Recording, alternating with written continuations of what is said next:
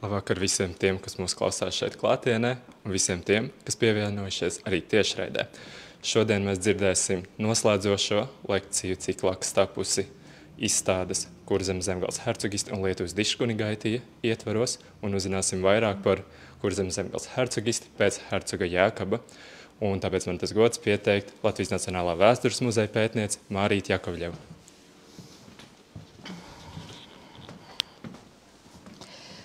Labdien! Man ir liels prieks redzēt visus tos, kas ir nolēmuši nemaitāt sev nērus hokeja spēles skatīšanos, un arī labvakar visiem tiem, kas skatīsies vēlāk. Jā, tā tad lekcijas tēma ir Kurzemes hercogisti pēc hercoga Jēkaba, jo hercogs Jēkabs parasti ir tā kā mūsu tādu interešu un zināšanu fokusā. Mēs par šo periodu it kā daudz zinām, daudz lasām un daudz runājam.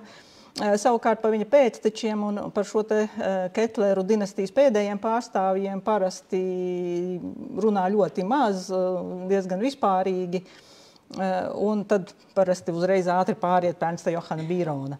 Bet jāsaka, ka šis te periods pēc hercoga Jēkaba nāves ir ārkārtīgi interesants un ārkārtīgi sarežģīts, un te patiesībā varētu, kā saka, izveidot nevienu lekciju, bet, ja tādā pārskata formā, diezgan ātri pārējot šiem te gadiem no 1682.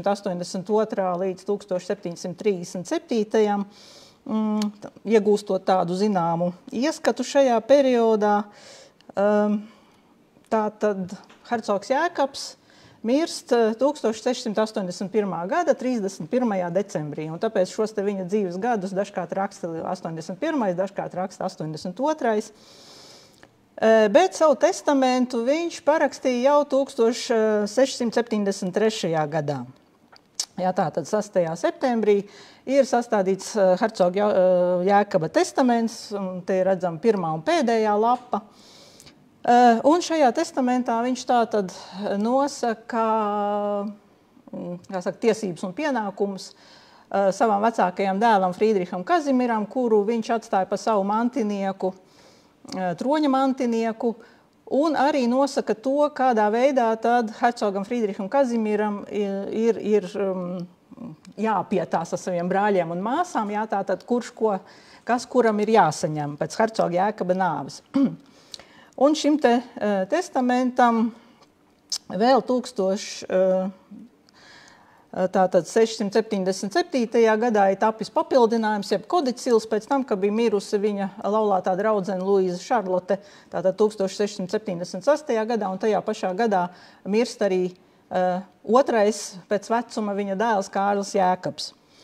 Un tātad šajā te testamentā hercogs Jēkabs novēl sevi apglabāt ar hercoga kārtai pienācīgām, bet ne pārmērīgi dārgām un izpušķotām ceremonijām Jelgavas pils kapenēs. Un par vienīgo troņa mantinieku ieceļ vecāko dēlu Frīdrihu Kazimiru, tātad atšķirībā no sava vectēva, kur hercoga Gotthārda, kurš iecēla abus savus dēlus Vilhelmu un Frīdrihu par troņa mantiniekiem, tātad hercogs Jēkabs pieturās pie šīs te vecākā dēla līnijas, un tātad tikai Frīdriks Kazimirs ir viņa troņa mantinieks. Tobrīd vēl dzīvajam Kārlim Jēkabam tātad hercogs novēl valdījumus un parādus un tādas lietas Zviedrijā, Dānijā un Pomerānijā. Un, ja runājam par Dāniju, tad tās ir tās Norvēģijas raktuves, jo Norvēģija tajā laikā pieder Dānijai. Ferdinandam tātad tiek novēlēta Tobago sala un Gambija, kā arī 10 kuģi. Un atkal jāsaka, ka šajā laikā gan Tobago, gan Gambija faktiski, teiksim tā, hercogs uzskatīja, ka tās pieder viņam, bet tās praktiskās, kā saka, iegūšanas hercogam nebija. Tātad gan Tobago, kur saimniekoja holandieši, gan Gambija, kur saimniekoja angļi, kā saka, atradās hercoga Jēkaba pretenziju lokā, bet neatradās reālajā īpašumā. Līdz ar to Ferdinandam faktiski tiek piešķirts šķietamais īpašums. Un savukārt jaunākajam Aleksandram, kurš bija dzimis 1658. gadā, tieši laikā, kad Zviedri okupēja Jelgavas pili, un līdz ar to viņam bija tāda dzemdību trauma, tātad Aleksandram nebija labās rokas apakšdelma. Tas gan viņam netraucēja izvēlēties militāro karjeru, un viņš arī mirst no kaujā pie Ofenas iegūtajiem ievainojumiem 1686. gadā. Bet tātad Aleksandrs diezgan ilgu laiku uzturējās pie mātes radiniekiem Vācijā, un Brandenburgas kurfirsts īpaši rūpējās par savu māsas dēlu, ja, un piesolīja viņam vairākus īpašumus tieši Brandenburgā, Prūsijā. Un savukārt Friedriham Kazimieram, kamēr šie te ārzemju valdījumi nebūs reāli pieejami, tātad viņam ir jāuztur jaunākie brāļi no hercogistas ienākumiem, ja, katram tātad maksājot 10 000 dalderu gadā, un jāpalīdz Ferdinandam iegūt Tobago un Gambiju. Turklāt Friedriham Kazimieram Jēkabs uzdeva izdarīt to, ko pats viņš nebija spējis visu savu mūža garumā, proti atgūt parādus no ārvalstīm. Un te viņš uzskaita tātad Mēklenburga 50 000 dalderu, Spānija 120 000 dalderu, Portugāla 45 000 dalderu, un patiesībā viņš no Portugāles prasīja daudz vairāk, te ir pat nesaprotam jau, nezinu, kāpēc viņš tādu mazāku summu ir ierakstījis. Tātad Anglijas 500 000 dalderu, un vēl bija arī hercogam Jēkabam pretenzijas finansiālās gan pret Zviedriju, gan arī pret Poliju, bet tās viņš, kā saka, konkrētu skaitus nav minējis. Un savukārt no šiem te atgūtajiem parādiem Friedriham Kazimieram bija katrai no 3 māsām jāizmaksā 100 000 dalderu. Nu, un, kā jau es minēju, jā, tātad vēl papildinājums pēc sievas un dēla nāves, jā, tātad šos te abu mirušo īpašumus tad ir visiem jāsadala palikušajiem līdzvērtīgi. Nu jā, un līdz ar to hercogs Friedrichs Kazimiers, uzsākot savu valdīšanu, nokļūst ļoti sarežģītā situācijā. Tātad nedaudz, kā saka, daži fakti par viņa jaunību. Jāsaka, ka visi hercoga bērni kopā ar tēvu, māti un arī lielu daļu galma 1658. gadā nonāca Zviedru gūstā, kad Zviedri okupēja Kurzemes hercogisti. Un tātad kopā ar vecākiem pabija gan arestā, gan arī trimdā, varētu teikt, vai arestā Ivangorodā.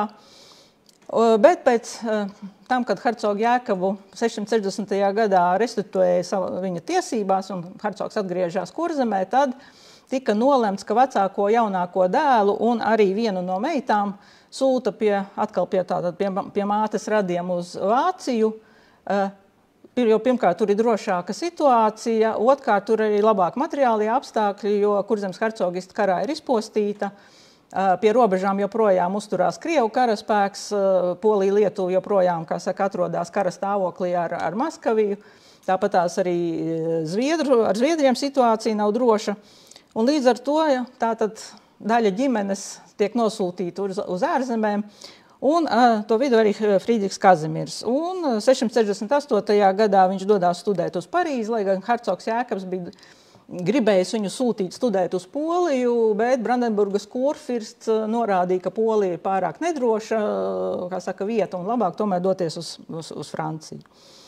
671. gada beigās Friedrichs Kazimiers atgriežās Kurzemē, un nākamajā gadā jau ar hercogistē savarvētajiem pulkiem dodās karot Holandes armijas sastāvā pret Franciju, jo Eiropā tajā laikā nemitīgi notiek dažādi kari dažādos kombinācijās, un tātad šajā laikā Brandenburgas kurfirsts ir arī holandiešu sabiedrotais, un līdz ar to viņš arī atbalsta šo te ideju, ka hercogs Jēkabs par naudu atļauj holandiešiem vervēt tātad karapulkus Kurzemes hercogistē, bet tos vada tātad Friedrichs Kazimiers.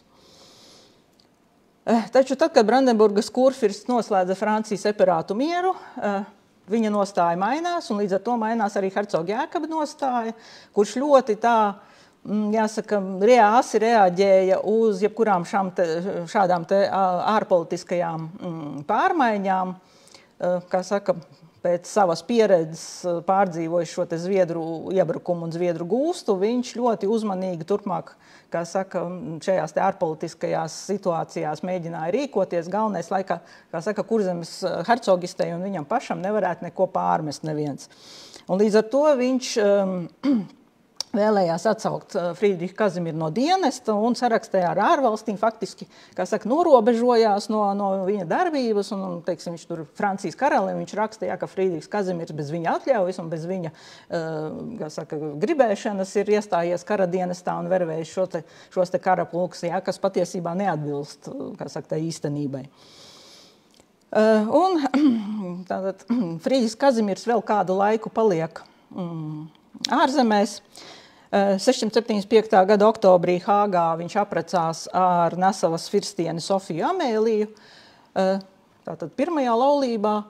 Un jāsaka, šī te laulība arī bija tāda ļoti, kā saka, mīlestības dēļ slēgta, tātad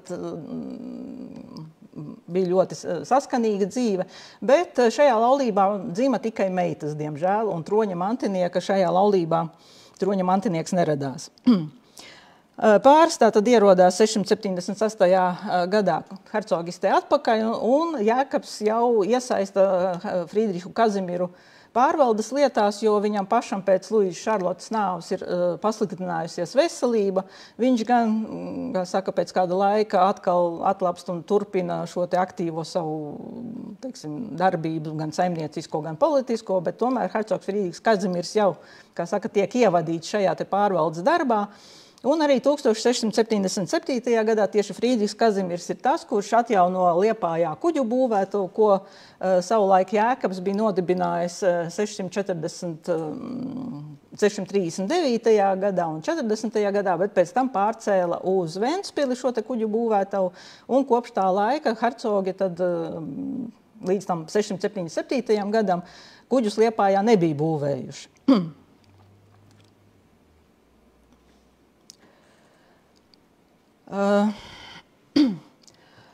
Un tātad pēc hercoga Jēkaba nāves Friedricham Kazimieram, kā jau es minēju, viņš ir nonācis diezgan sarežģītā situācijā. Un tāpēc hercoga bēres, kam it kā būtu tā normāli jānotiek pēc dažiem mēnešiem, patiesībā notiek pēc vairāk nekā pēc pusotra gada pēc hercoga Jēkaba nāves. Jo iepriekšējā lekcijā varbūt kāds bija ievērojis, ka Lansmaņa kungam bija arī tātad par šo te Jēkaba bērēm bija viens slaids, un viņam bija ierakstīts 1682. gads. Tas būtu tā vēl loģiski, es saprotu, ka cilvēks var tādā veidā kļūdīties, jo patiesībā tiešām, ka tik ilgs laiks paiet no nāves līdz hercoga bērēm, tas ir faktiski Kurzemes hercogistes vēsturē tas tāds vienīgais precedents. Bet šim te notikumam, tātad šim te, kāpēc ir tik liela atstarpe, ir zināms skaidrojums, jo tātad pirmkārt hercogam Friedricham Kazimieram bija jāvienojās ar Poliju par lēņa saņemšanas noteikumiem, un šīs te sarunas ar Poliju Lietuvu norisinājās diezgan sarežģīti un smagi. Un hercogs Friedrichs Kazimiers tātad savu investitūras diplomu, tātad dokumentu, ar kuru viņš tiek apstiprināts hercoga amatā, saņēma tikai 1683. gada 25. martā. Te mēs redzam šo te investitūras diplomu.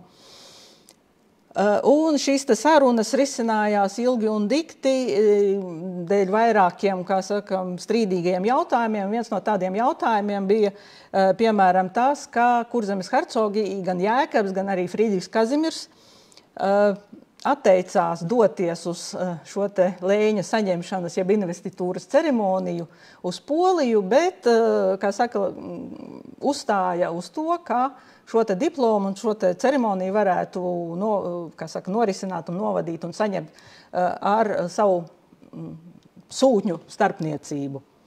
Jo katru reizi ceļot hercogam, kā saka, no Kurzemes uz Varšavu, kad tur mainās karaļi un šai te ceremonija un šiem te diplomiem ir jātiek saņemtiem katru reizi, kad mainās valdnieks vai nu hercogistē vai Polijā, un Polijā tas notiek diezgan bieži, jo tur ir vēlēti karaļi.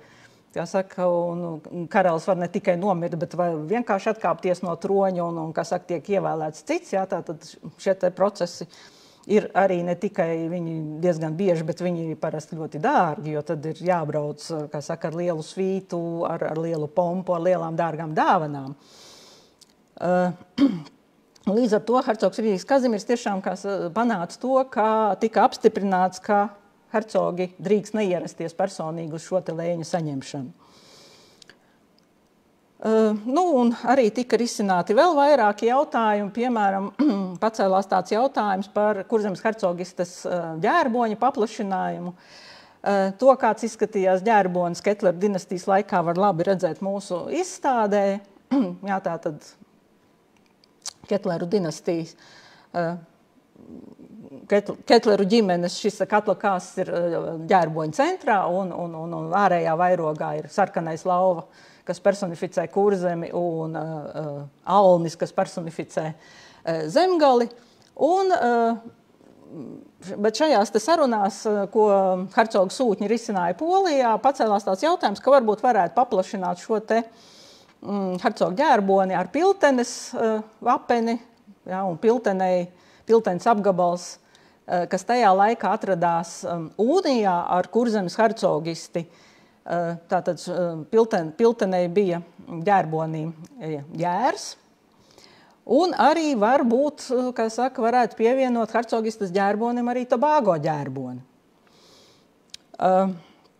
Un interesanti, ka, piemēram, ilgu laiku vispār nebija zināms, kāds ir tas Tobago ģērbonis, jo šo te Tobago ģērboni hercoga Jēkaba laika dokumentos nekad un nekur nepiemina. Tātad pirmo reizi viņš tiek pieminēts tiešām šajās te sarunās Polijā pēc viņa nāves. Un izrādās, ka šis te Tobago ģērbonis ir neviens cits kā elefants, jeb zilonis. Tas nekas, ka viņš Tobago nekad nav respektīvi dzīvojis, ja? Ziloņi tur nedzīvo.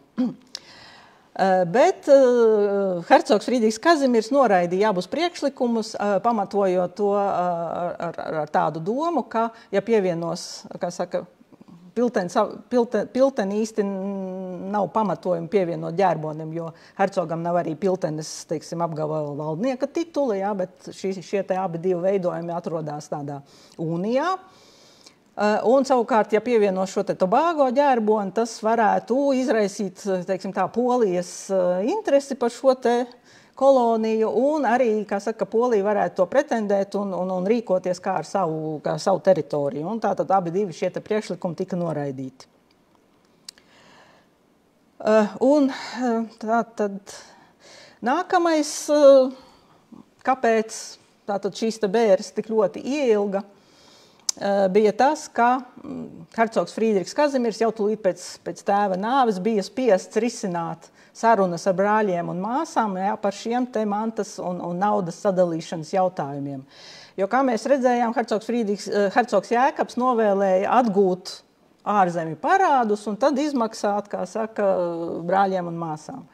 Savukārt viņi absolūti nevēlējās gaidīt un gribēja naudu uzreiz un tūlīt, kas, protams, nebija iespējams, jo, kā piemēram rakstīja viens no hercoga padomniekiem kurfirstam, tad no skaidras naudas faktiski pēc hercoga Jēkaba nāves atrada apmēram 15,000 dalderu, bet šie ārzemju parādi tie jau sniedzās bezmaz miljonos.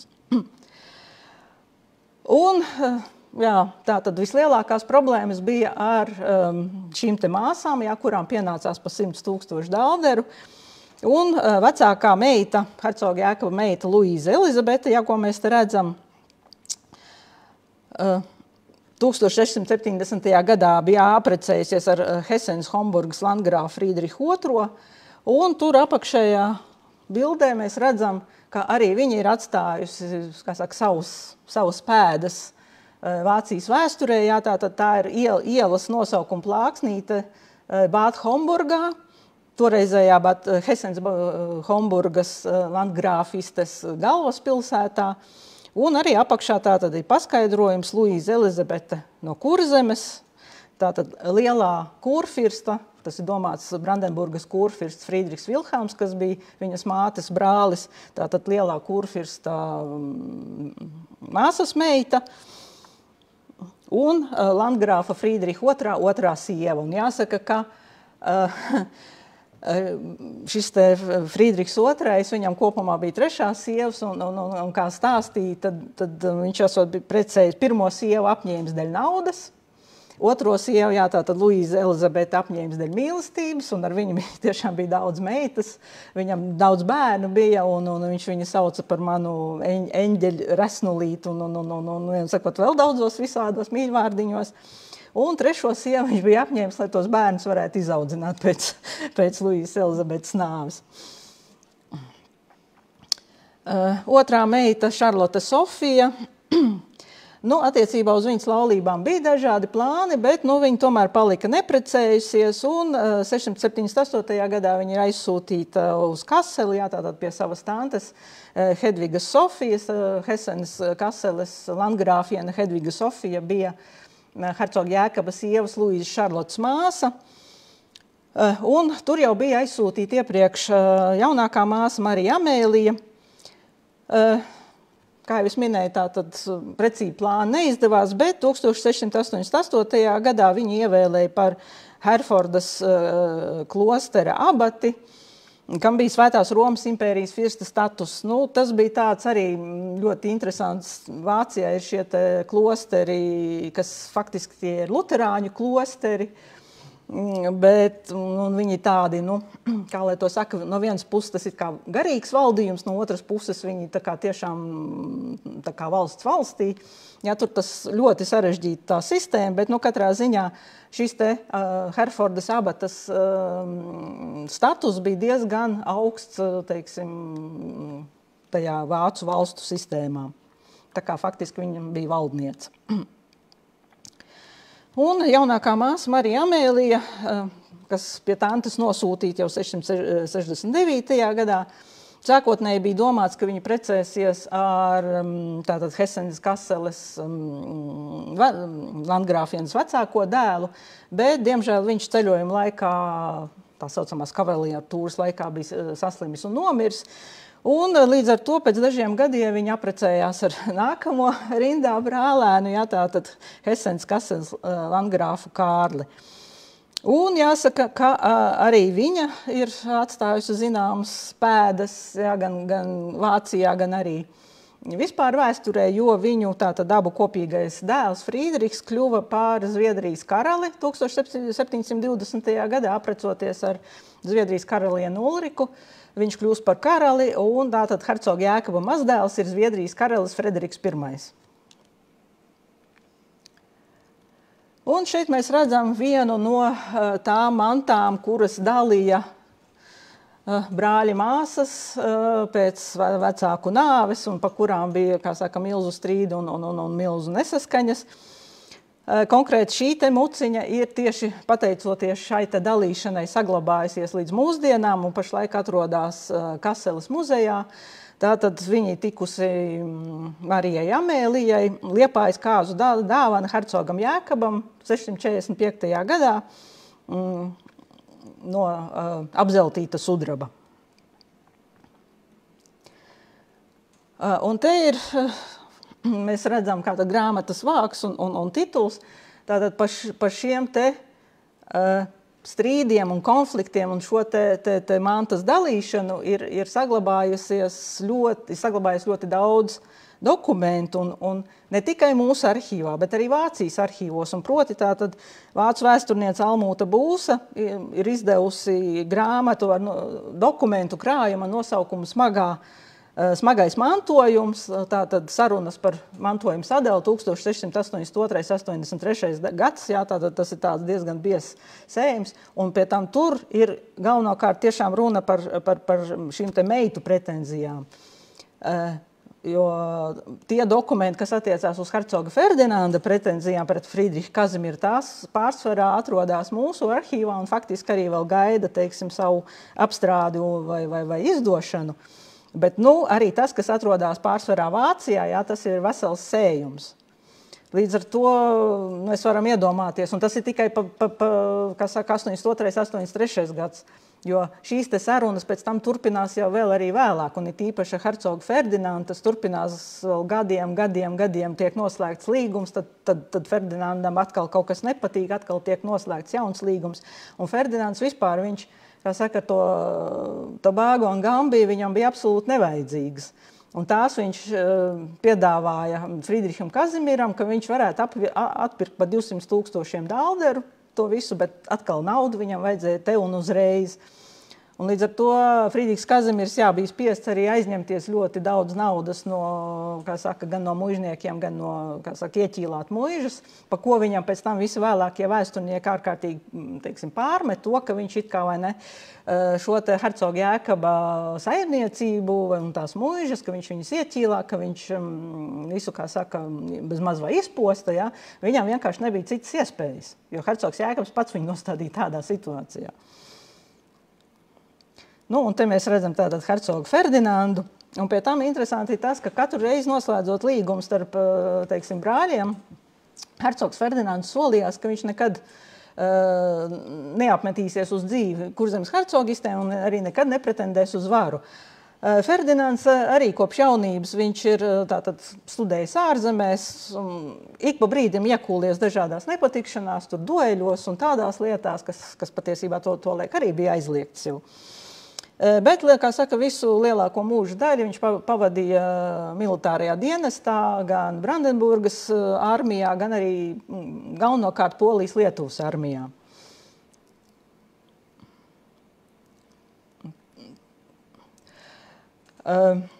Bet savukārt tad, kad Friedrichs Kazimirs nomirst 698. gadā, Ferdinands ir pirmais, kā saka, klāt, un pirmais izsaka pretenzijas uz hercoga troni.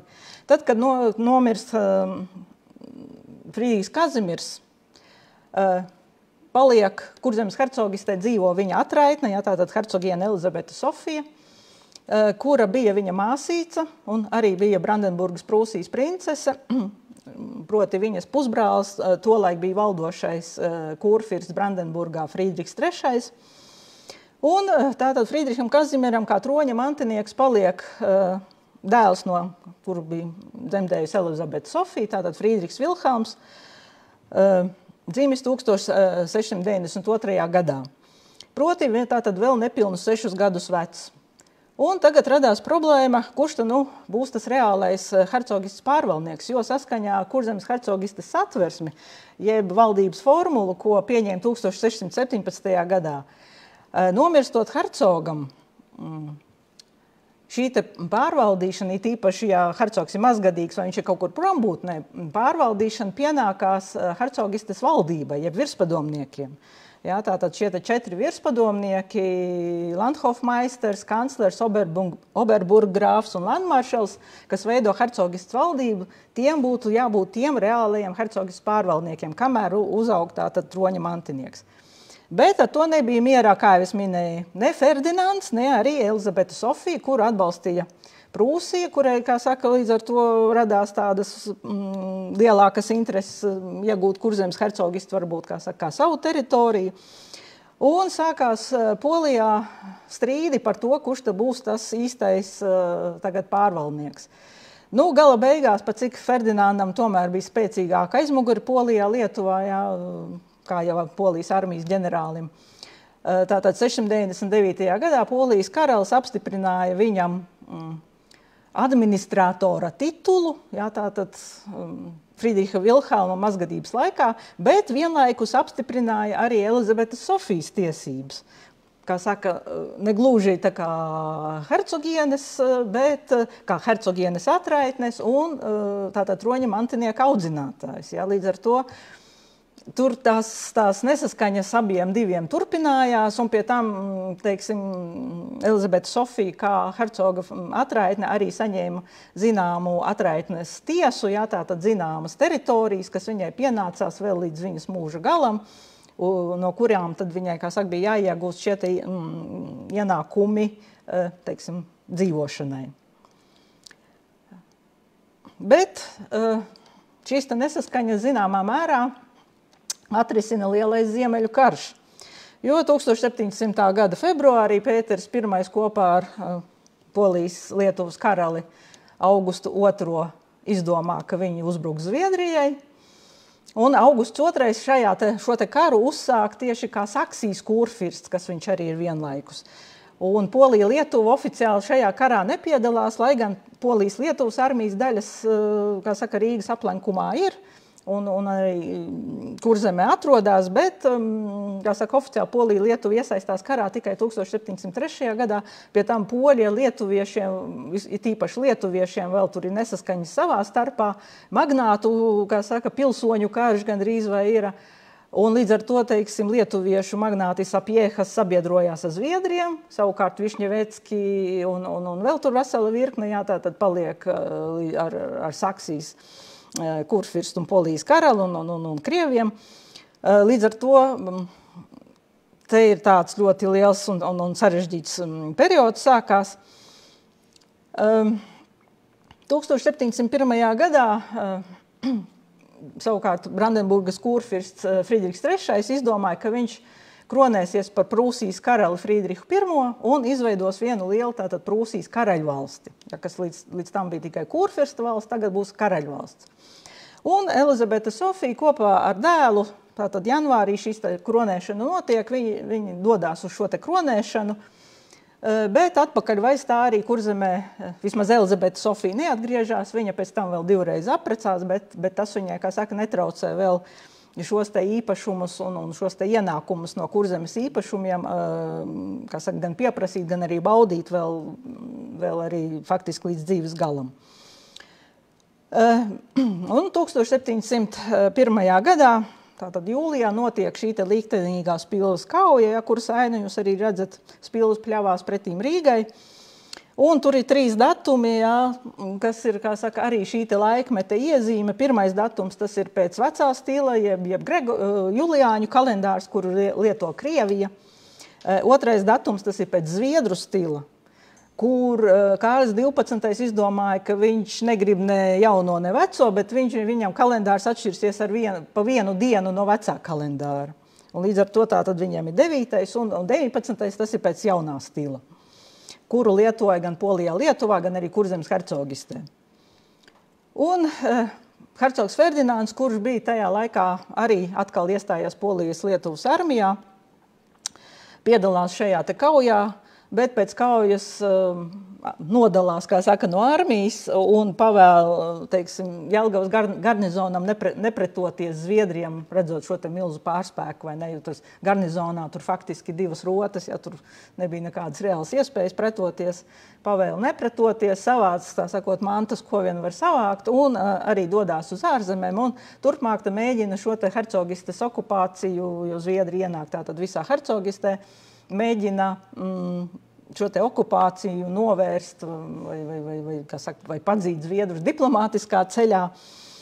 Un 703. gadā viņš par pastāvīgu dzīves vietu izvēlās Dancigu, ja poliski tā ir Gdaņska, un tur arī nodzīvo tātad līdz mūža galam 1737. gadā, līdz savai nāvei.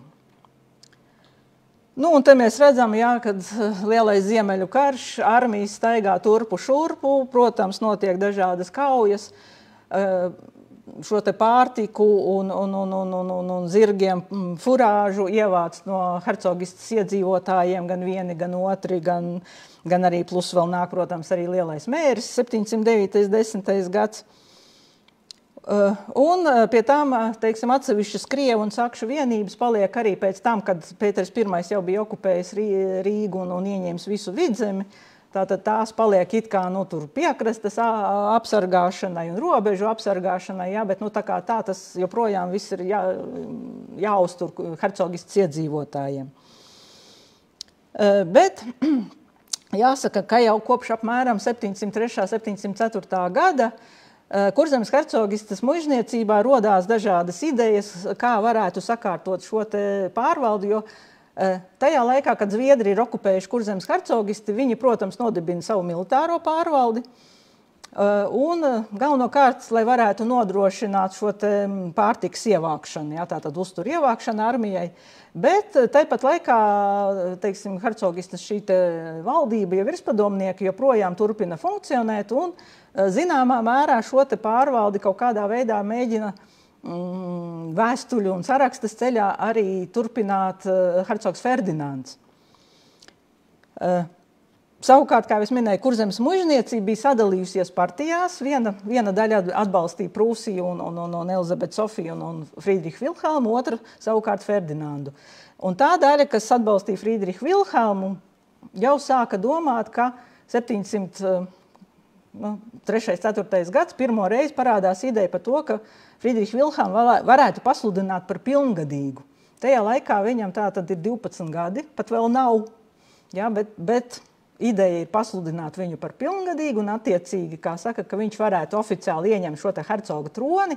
Nu, protams, kad pārvaldīt joprojām virspadomnieki, ja, bet tad būtu viens tāds drošs hercogs, kā saka, ar skatu nākotnē. Un visvairāk, teiksim, šīs politiskās sarunas par Kurzemes hercogistes likteni notiek 1709. gadā, kad pēc uzvaras Poltavas kaujā Pēters I tā kā kļūst par šo noteicēju faktiski visā reģionā, un notiek sarunas gan ar Poliju, Lietuvu, gan ar Prūsiju, kas tad tālāk notiks Kurzemē. Nu, un kā mēs labi zinām, jā, tātad Pēters I izdomā, ka, kā saka, to Kurzemi vēl tieši pievienot, teiksim, saviem valdījumiem viņš neuzdrošinājās, jo Prūsija tam bija pret. Bet izdomāja šo plānu, ka varētu Friedrihu Vilhelmu aprecināt ar kādu savu radinieci, ja, un tā tad tika izvēlēta Anna Jānovna, Pētera I pusbrāļa meita. Un līdz ar to arī hercogistes Landtāgs 1709. gada rudenī jau oficiāli pasludina Friedrihu Vilhelmu par pilngadīgu, lai gan viņam tajā laikā knapi 17-18 gadi.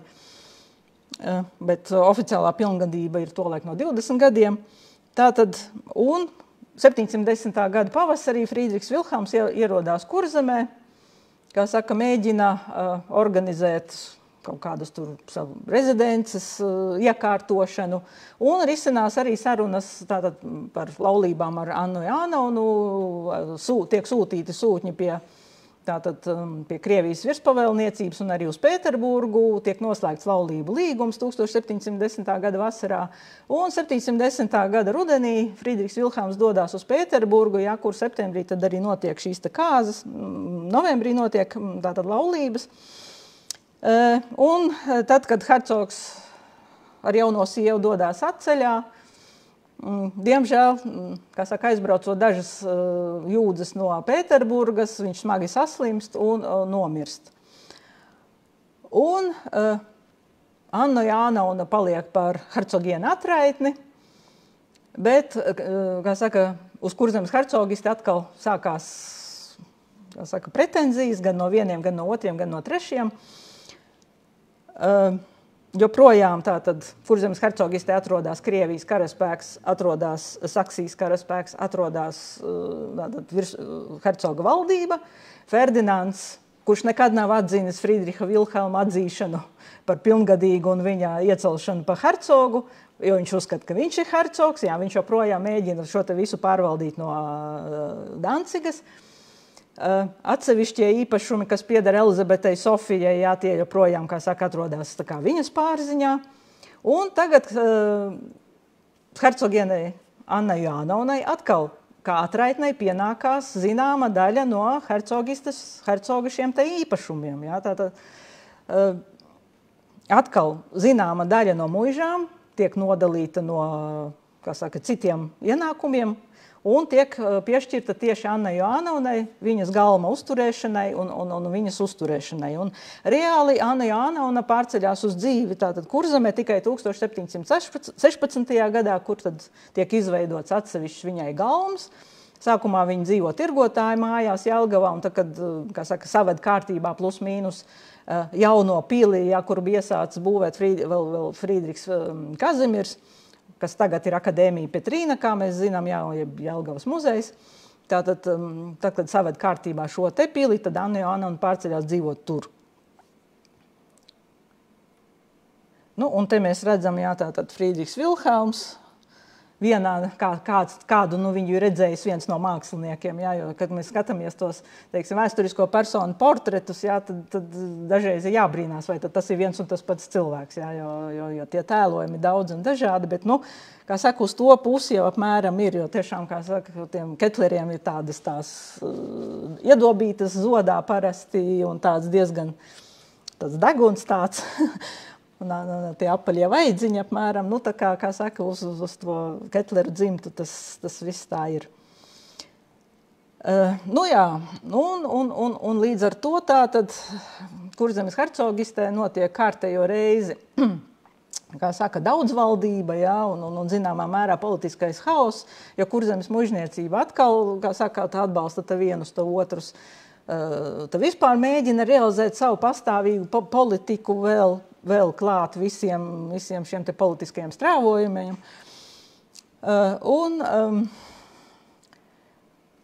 Tā, te Anna Jānauna, te jau gan jāsaka, viņa ir jau kā Krievijas ķeizariene, jo 1730. gadā viņa ievēl par Krievijas ķeizarieni, un tad viņa aizbrauc no Kurzemes, bet, nu, tie īpašumi jau, kā saka, zināmā mērā vēl joprojām paliek viņai, ja, un šie te ienākumi arī joprojām tā kā nonāk pie Krievijas. Un Krievija, teiksim, šajos te 20. 30. gados bija arī sekvestrējusi, ja, teiksim, nu, rupji runājot, pievākus sev vienu daļu no muitas ienākumiem un vēl no dažādiem tādiem ienākumiem, kas it kā īsti nebūtu, nepienāktos. Tā kā situācija bija ārkārtīgi sarežģīta.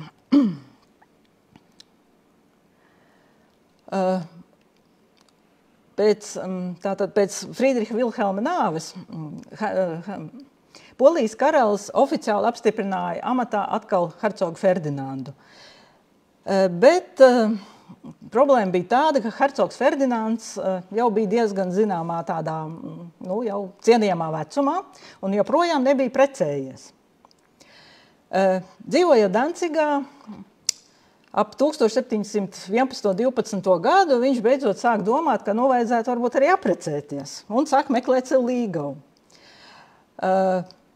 Pirmās idejas viņam bija pret vienu no Saksijas Ceicas princesēm, un tad ir, kā saka, saglabājusies šīs te saraksti gan ar viņas vecākiem, gan tur vēl vairākām amatpersonām un ieinteresētajām personām. Bet, nu, vecāki tā kā nepiekrita, kā saka, šīm te laulībām, jo Ferdinanda kandidatūra nešķita tāda īsti laba.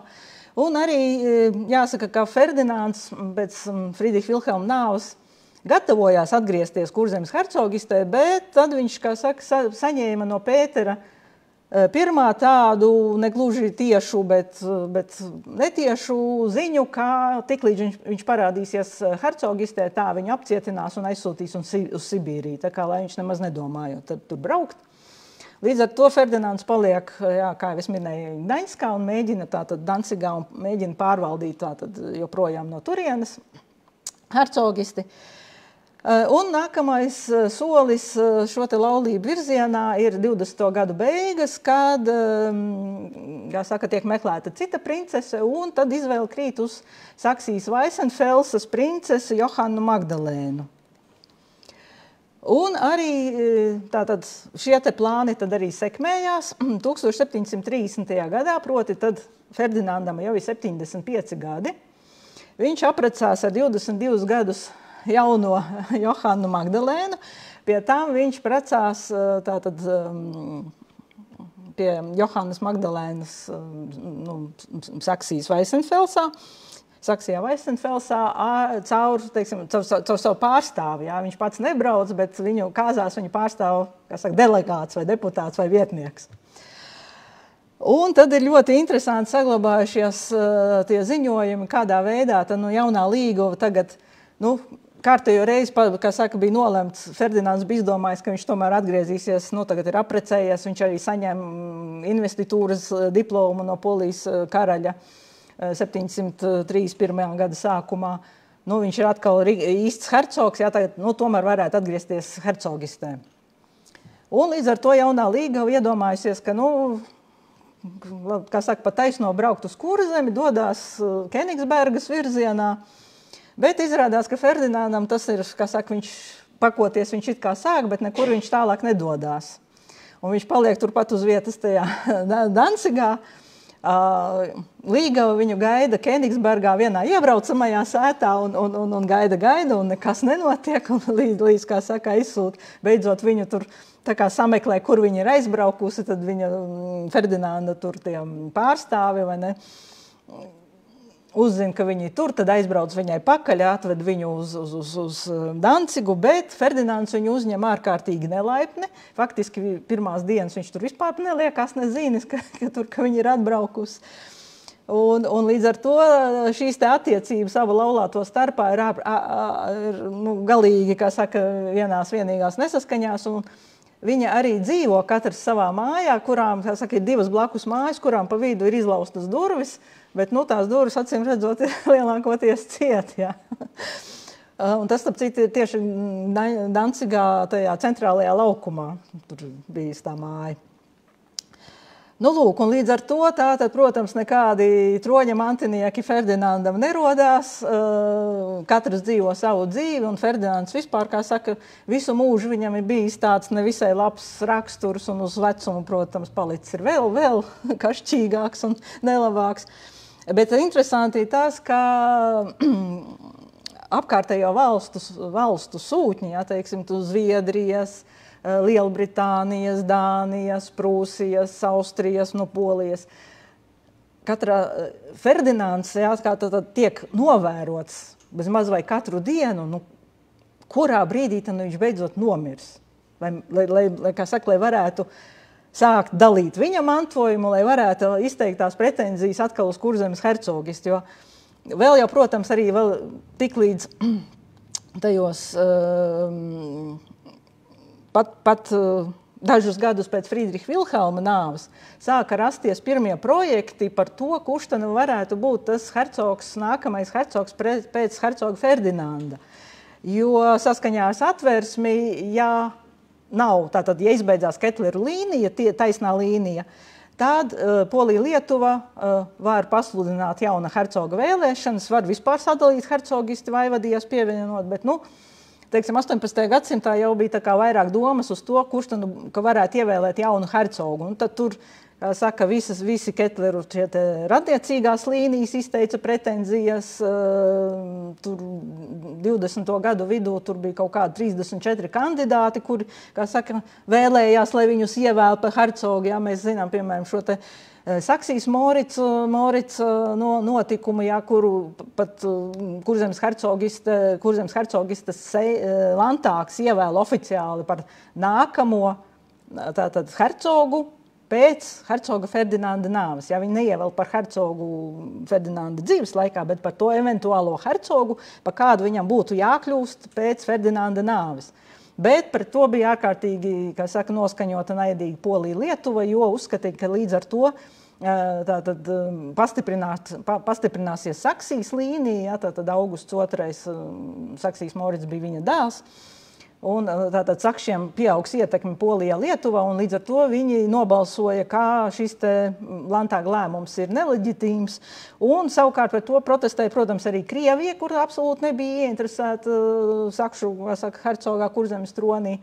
Un Krievija vispār ieveda savu karaspēku, savukārt Polijas-Lietuvas Seims atcēla šo te Landtāga lēmumu, jā, un tātad Sakšu Morits nodzīvoja nepilnu gadu Kurzemē, un tad bija spiests bēgt, jā, kā mēs labi zinām, cauri Morits salai. Jā. Bet viņš līdz mūža galam sevi uzskatīja par Kurzemes hercogu, un, piemēram, uz viņa kapa pieminekļa Strasbūras katedrālē, jā, ne gluži katedrālē, bet vienā no Strasbūras katoļu baznīcām, tātad tur ir rakstīts Saksijas Morits, tas Kurzemes hercogs. Jā, tā kā tās pretenzijas, kā saka, joprojām bija dzīves. Nu, lūk, un tātad šī te, jāsaka, tas hercoga Ferdinanda, jā, tas pēdējais dzīves posms bija tāds, nu, kā saka, visa Eiropa atradās lielās gaidās. Kas tad nu notiks? Un tad, kad hercogs Ferdinands nomirst, 1737. gada 4. maijā, tad ir uzreiz jau tiek novērota viņa māja, vai kāds kaut ko neieiet svešu, neiznes ārā, jo hercogs Ferdinands vispār, nu, teiksim tā, par viņu klīda baumas, ka viņš ir ārkārtīgi bagāts, ka viņam, kā saka, ir pilns ar naudu un pilns ar mantām. Nu, patiesību sakot, bija diezgan daudz, jā, gan mantu, gan naudas, jo pēc tam tika sastādīts arī oficiāls tāds inventārs saraksts, jā, kas glabājās Polijas arhīvā. Bet, nu, katrā ziņā, protams, netik ļoti, jā, kā tas viss tika, kā saka, izpūsts. Bet, jā, līdz ar hercoga Ferdinanda nāvi noslēdzās Ketleru valdīšana Kurzemes hercogistē, kas ilga no 1562. gada. Un, kā mēs labi zinām, šajā laikā, tātad 18. gadsimta 30. gados, jau par noteicēju reģionā ir kļuvusi Krievija, un līdz ar to tātad, kā nākamais Kurzemes hercogists tronī nonāk jau tās kandidāts Ernsts Johans Bīrons, bet, nu, tas jau ir, kā saka, nākamais stāsts. Tā, šoreiz tad tas būtu viss. Paldies par uzmanību.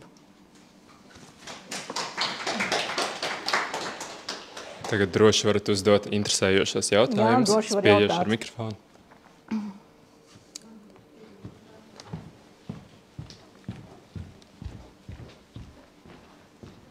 Lekcijas sākumā jūs stāstījāt, ka testamentā ir noteikti šīs te pienākums atgūt šos parādus no Spānijas un Portugāles, vai ir kādas ziņas, vai tas ir izdevies, un kas notiek tālāk ar šo te Johanu Magdalēnu? Paldies! Nē, diemžēl parādus, protams, nav izdevies atgūt. Tur ne tikai Spānija, Portugāla, tur ir gan arī Lielbritānija, gan Zviedrija, gan Dānija. Nu, var sakot, tur to Jēkaba, to eventuālo parādnieku saraksts jau bija ļoti garš. Bet, nu, kā jau es teicu, Jēkabam pašam tas nebija izdevies, jā, un Friedriham Kazimieram jau vēl mazāk. Lai gan jāsaka, viņš sarunas risināja tīpaši gan ar Zviedriju, gan vēl dažām valstīm, bet, nu, protams, kā saka, nu, kurš tad šķirsies labprātīgi no naudas, ja viņš var nemaksāt? Nu, hercogiste jau nebija tik ļoti spēcīga, lai nebija tādu instrumentu un mehānismu, jā, ar ko varētu panākt šo te parādu atmaksu atpakaļ. Pie tam arī hercogs Jēkabs jau tos parādus ļoti interesanti rēķināja. Viņš jau rēķināja, teiksim, ja tā parāda pamatsumma, viņš katru gadu rēķināja klāt procentus.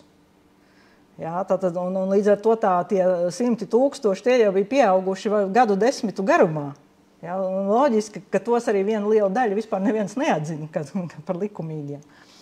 Tā kā, jā, faktiski šos te parādus neizdevās atgūt.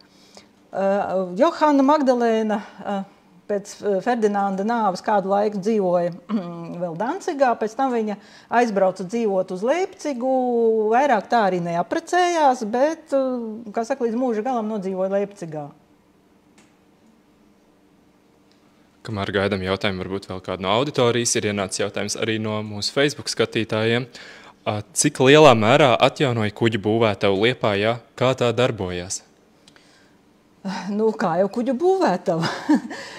Man grūti teikt, cik lielā mērā. Nu, kā saka, tur bija holandiešu meistars, bija arī namdari, bija, kā saka, arī kalēji, un, teiksim, tur tika uzbūvēti vairāki kuģi, bet arī, teiksim, šie te meistari viena daļa migrēja no Liepājas uz Ventspilu, no Ventspils uz Liepāju, nu, tur tā kā pēc vajadzības, un arī Liepājā diezgan daudz remontēja kuģus.